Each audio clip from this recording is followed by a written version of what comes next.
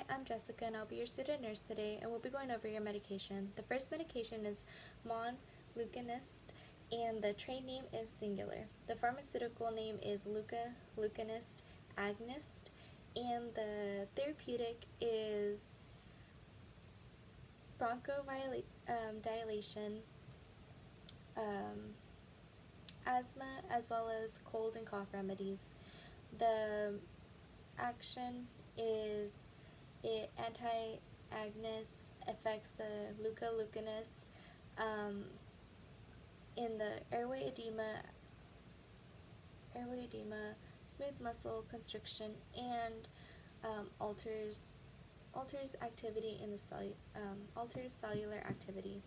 The indication is for patients with asthma, allergies, and seasonal allergies, as well as rhinitis and allergies, RA, and this medication is taken PO, so it's oral.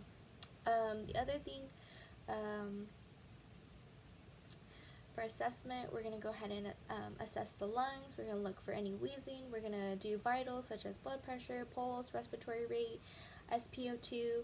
We're also going to be assessing for characteristics, duration of their asthma attacks, and if they know what triggers it. We're also going to be assessing their lungs, as well as their ACT and ALT on labs. We're also going to be, for patient education, we're going to tell patients to take medication as prescribed. For asthma, we're going to tell them to take, for this particular medication, for the patient who has asthma, we're going to tell them to take the medication 2 hours prior to excessive workout, and take it preferably in the evening. For allergies, it does not matter, but I think preferably take it in the morning or before the symptoms occur.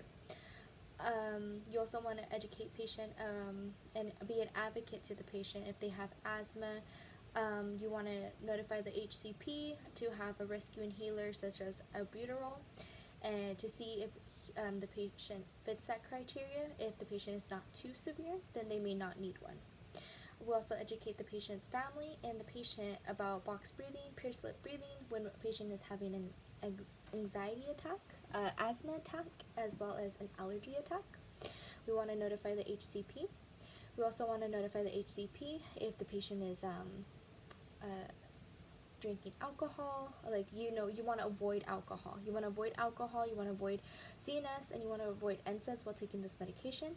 You want to avoid driving until known of medication because it may cause dizzy and drowsy. You also want to, if the patient has asthma, the same as with the patient with allergies, they know what triggers them. So you want to avoid whatever triggers you. And patients with asthma, you want to avoid secondhand smoke, and you want to avoid smoke in general, or hot humidity. And